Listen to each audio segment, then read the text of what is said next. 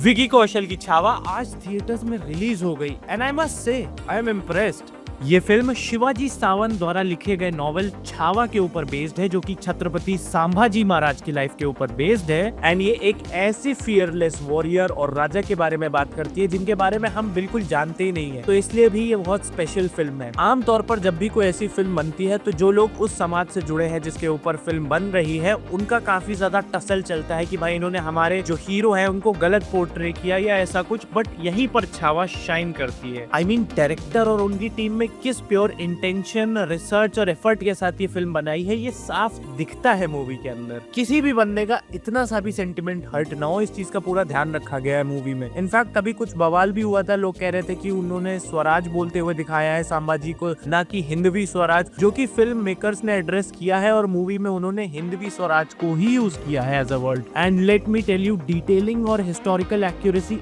एकदम कमाल की है। फिर वो चाहे औरंगजेब का स्यू करने वाली जो आदत थी वो दिखाना हो, या फिर लेट से औरंगजेब का शिवाजी की डेथ पर अफसोस जताना, या फिर औरंगजेब का संभाजी महाराज जैसा एक बेटा होने की इच्छा प्रकट करना, ये चीज हो, या फिर छत्रपति शिवाजी के साथ छत्रपति संभाजी महाराज का जो चाइल्डहुड इवेंट था जो औरंगजेब के आमने सामने था वो बताना हो। एंड सबसे अच्छी बात जो मुझे लगी कि ये सब चीजें स्पून फीड नहीं की है। आजकल की मूवीज हमारी ऑडियंस को बहुत डम समझती है और सोचती है कि इनको मुंह से बताओ कोई चीज तभी समझ में आएगी, जो कि ऐसा नहीं है। बहुत सारे इवेंट्स इस फिल्म में आपको डायरेक्टली दिखाए गए हैं जिनका मतलब आप समझो और खुद इंटरप्रेट करो, जो कि बहुत अच्छी चीज है। फॉर एग्जाम्पल, उन्हें अगर ये दिखाना है कि संभाजी महाराज को 13 भाषाएं आती थी, तो उन्होंने सिर्फ बोल के नहीं बताया है, उन्होंने दिखाया है कि वो एक अंग्रेज रेसिडेंट जो बेसिकली रहता था आपके किंगडम में, उससे बात कर रहे हैं, वो दिखाया है, या फिर कोई और भाषा बोल के लोगों से बात कर रहे हैं, ये सब कुछ दिखाया है मूवी में। औरंगजेब अगर लोगों के बच्चों को मरवा रहा है तो उसका ये मतलब है कि इस तरीके से वो छत्रपति संभाजी की जो फ्यूचर इकोनॉमी है, जिससे उनका जो भी रेवेन्यू जनरेट होता है, उस पर अटैक कर रहा है। तो ये बहुत सारी छोटी छोटी डिटेल्स है जो मूवी में डाली गई है and this really uplifts the movie. Review से पहले मैंने भी छत्रपति संभाजी महाराज की लाइफ के ऊपर बहुत सारी रिसर्च की थी and I was not sure कि ये सारी इवेंट्स कैसे दिखाएंगे, कुछ छोड़ ना दे, कई मूवी का ओवरऑल फील उससे कम ना हो जाए अगर इन्होंने ये सिलेक्टिविटी रखी है तो। बट आई वाज शॉक्ड कि 2 घंटे 35 मिनट की मूवी में इन्होंने सारे मेजर इवेंट सब कुछ दिखाया है। इनफैक्ट हर एक कैरेक्टरिस्टिक भी दिखाने की कोशिश की है छत्रपति संभाजी महाराज के बारे में, जो चीजें हम सुनते हैं, जो बात होती है। इनफैक्ट बहुत सी चीजें तो मैं भी सोच रहा था कि इन्होंने ये नहीं दिखाया अभी तक मूवी में, एंड जैसे मैं ये चीज सोचता था वैसे ही अगला फ्रेम आ जाता था कि भाई लो हम दिखा दे रहे हैं ये वाली चीज। फॉर एग्जांपल, औरंगजेब का मेंटल ब्रेकडाउन होते हुए देखना, या फिर औरंगजेब का जो बेटा अकबर था जो उनके खिलाफ चला गया था, उनका छत्रपति संभाजी महाराज के साथ फेस ऑफ यानी उनके साथ वार्तालाप दिखाना, या फिर छत्रपति शिवाजी के साथ छत्रपति संभाजी महाराज का औरंगजेब के सामने जो फेस ऑफ हुआ था। हालांकि वो चीज दिखाई नहीं गई है बट फिर भी दे इंक्लूडेड। या फिर मोस्ट इंपॉर्टेंटली, इस पूरी फिल्म को एक सैड एंडिंग ना देना बल्कि एक ऐसी एंडिंग देना जिससे कि ऑडियंस प्राउड होके निकले और छत्रपति संभाजी महाराज के प्रति उनके मन में बहुत सारी इज्जत हो। प्लस उस टाइम के कई सारे हथियार भी दिखाए हैं, जैसे गदा हो गया, कटार हो गया, नॉर्मल हम लोग तलवारें और या फिर जो धनुष बाण है वो तो हर मूवी में देखते हैं, बट इसमें अलग अलग टाइप के जो भी हथियार यूज किए जाते होंगे उस टाइम पर, वो सब भी दिखाए। तो इस हिसाब से डिटेलिंग और एफर्ट्स के लिए तो 10 आउट ऑफ 10। लेकिन जिस तरीके से मूवी के सारे इवेंट्स को भुना है, जिस तरीके से दिखाया गया है, वो भी काफी ज्यादा सटल और क्लेवर लगा है। कैरेक्टराइजेशन की बात करें तो छत्रपति संभाजी महाराज का हर एक एस्पेक्ट दिखाया गया है, फिर चाहे वो उनका लव रिलेशनशिप विद यशोबाई जी हो, या फिर उनका थोड़ा सा इनसिक्योर फील करना आफ्टर शिवाजी की डेथ हो जाती है, सॉरी छत्रपति शिवाजी की डेथ हो जाती है, या फिर मोस्ट इंपॉर्टेंटली उनका अनडाइंग लव फॉर स्वराज दिखाने की क्यों ना बात हो रही हो। सो मच सो कि औरंगजेब कहता है कि अगर मेरा बेटा सांभा जैसा होता तो फिर मैं इस देश को क्या, इस पूरी दुनिया को जीत लेता। एंड ये सब विकी कौशल की परफॉर्मेंस की वजह से लगता है। The way he talks, the way he behaves, the way उनकी बॉडी मूव करती है, द वे उन्होंने ये पूरा अपने अंदर ढाल सा लिया है character, acting wise, expression wise, physique wise, कि वो एक शेर की तरह लगते हैं। अगर छावा उनका नाम है तो हमें लगता है कि हाँ ये शेर का बच्चा है, एक फियरलेस वॉरियर है, एक अच्छा लीडर है। स्पेशली इन दोज मोमेंट्स जब अगर उनके किसी सोल्जर को मारा जा रहा है या वो बुला रहे हैं तो वो दौड़ के जा रहे हैं, या फिर नॉर्मल की हंसी बातचीत में भी जो जिस तरीके से वो बिहेव करते हैं अपने मंत्रियों के साथ, वो भी एक काफी अच्छी डिटेलिंग है और और कैरेक्टर आर्क को और बिल्ड करती है। प्लस उनका चेहरा मोहित रैना से इतना सिमिलर लगता है मूवी में कि ये जो पैरेलल ड्रॉ किया गया है मूवी में भी छत्रपति संभाजी महाराज, यशोबाई का और शिव और पार्वती का, वो मुझे एकदम रियल होता हुआ लगता है। तो विकी कौशल की परफॉर्मेंस के लिए 10 on 10। रश्मिका का जो कैरेक्टर है उसके में उन्होंने एफर्ट्स दिए हैं ये दिखता है, बट एक्सेंट वाइज उनका साउथ इंडियन सा झलकता है जो कि थोड़ा सा अजीब लगता है मूवी देखे बाद। और अक्षय खन्ना की एक्टिंग जज करने के लिए तो मैं तो कोई होता नहीं हूँ, बट फिर भी अगर मुझे बोलना हो तो मैं यही बोलूंगा कि वो अपने कैरेक्टर से बहुत ही ज्यादा ट्रू रहते हैं। ऐसा लगता है कि हाँ ये औरंगजेब हो सका है।